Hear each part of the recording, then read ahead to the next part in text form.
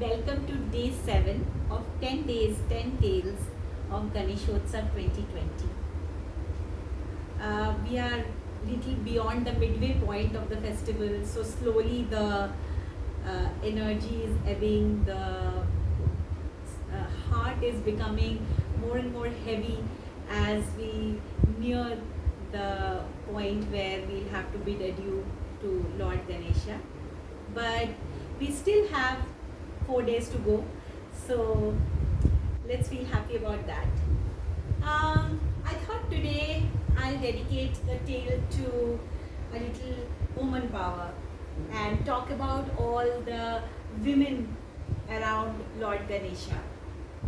So there are multiple stories in multiple parts of the country around the women who are in Lord Ganesha's life, not only as his consorts or his partners, but also as his mother, his Masi, the manifestations of the different energies that he has. The thing is that in most of the descriptions of Lord Ganesha, we always see him as following Brahmacharya. He has been worshipped as Bal Ganesh, as an eternal kid. He has also been worshipped as a warrior. He has been worshipped as Siddhidata, as Vignaharta. So we have never seen the domesticated side of Lord Ganesha. Yet there are stories of women who are his support system, who are with him.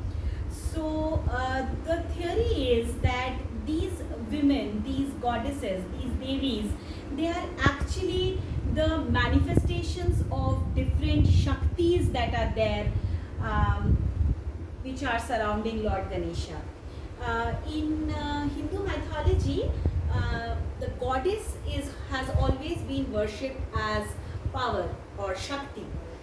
And the different goddesses who are associated closely with Lord Ganesha each represent a manifestation of a power of his, and they are a part of him and with him always. So let us delve a little into the women that we know who are with Lord Ganesha, starting with his mother, Durga. Durga, Parvati are considered as the Shakti who have given rise to Lord Ganesha. He is known as Vinayak. The word comes from Vin-Nayak, Bina Nayak, Bina, presence of a male form, being derived out of a female form.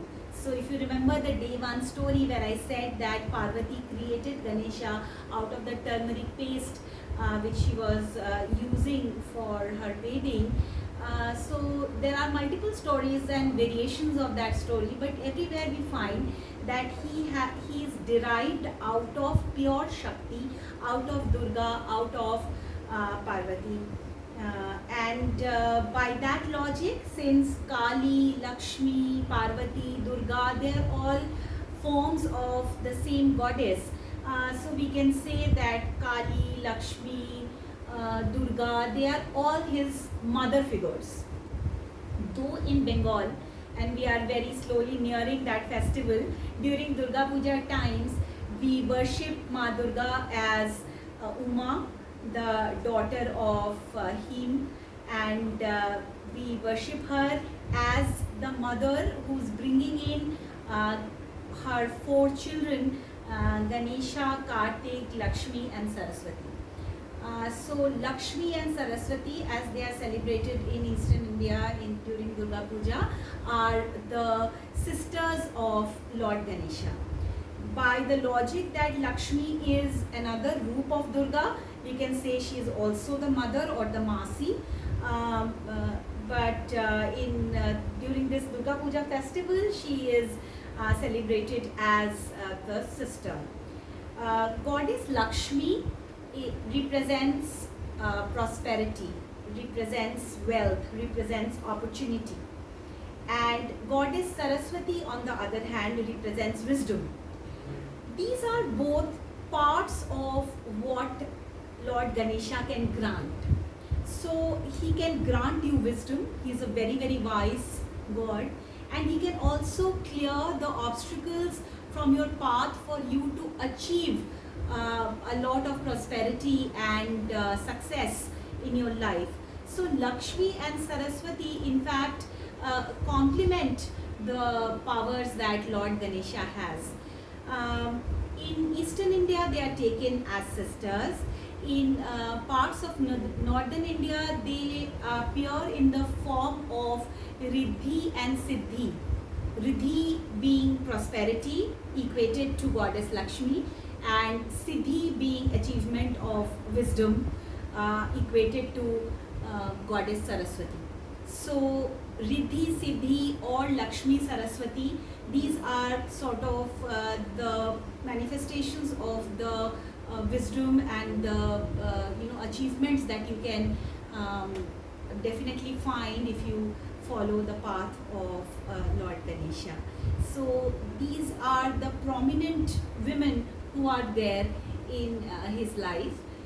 There is an interesting story around Durga Puja celebrations where Lord Ganesha is shown with a wife or a consort in the form of a banana plant whom we call as Kola bow. Bow means bride, and Kola of course refers to banana. So on the day when the Pran Pratishtha is done in the idol of Ma Durga, when we welcome Durga and her children into our midst, we create a banana plant and tie 9 different types of herbs around the banana plant, and then dress it up with turmeric and sindoor and make it wear a sari. And there is a whole ritual where the banana plant is decorated as kola bow and set beside Lord Ganesha. You can take it as his love for bananas, being at the elephant god. You can take it as his insatiable hunger, which can only be satisfied by a plant, and that too different kind of herbs attached to it. This entire process is called Nobo Potrika Probesh. Nobo means new, Patrika is patri or leaves. So 9 different types of herbs and medicinal plants which come together in the form of kola bow, and who's taken as a consort for Lord Ganesha. So we have seen Riddhi, we have seen Siddhi, we have seen kola bow. There is also a story of Buddhi or wisdom. So it is said that Lord Brahma had 2 daughters, Buddhi and Riddhi, whom he offered to Lord Ganesha to take on as his companions. In 1975 came a Bollywood movie by the name of Jai Santoshima, which brought amidst us Ganesha's daughter. We don't really see too much of the description of this daughter in Vedic or Puranic texts, but we see her emerging as a very popular goddess amongst the Hindu mindset. She is Santushti or Santoshi.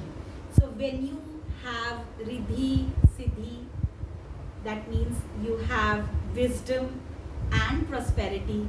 It's obvious that you are going to be santusht with your life. You are going to feel the sense of fulfillment, and that is what Santoshi Ma is all about. There is also a story of Shubh and Labh as the 2 sons who are born out of Riddhi and Siddhi. So Riddhi being prosperity, Labh comes out of Riddhi, and Siddhi being wisdom, Shubh comes out of, or auspiciousness comes out of Siddhi. So there is Riddhi, Siddhi, Buddhi, Shubh, Labh. Of course they are the kids, so I'll not go into calling them goddesses here obviously.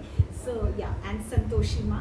And then of course the mother figures where we have discussed Ma Durga, Parvati, Kali, Lakshmi.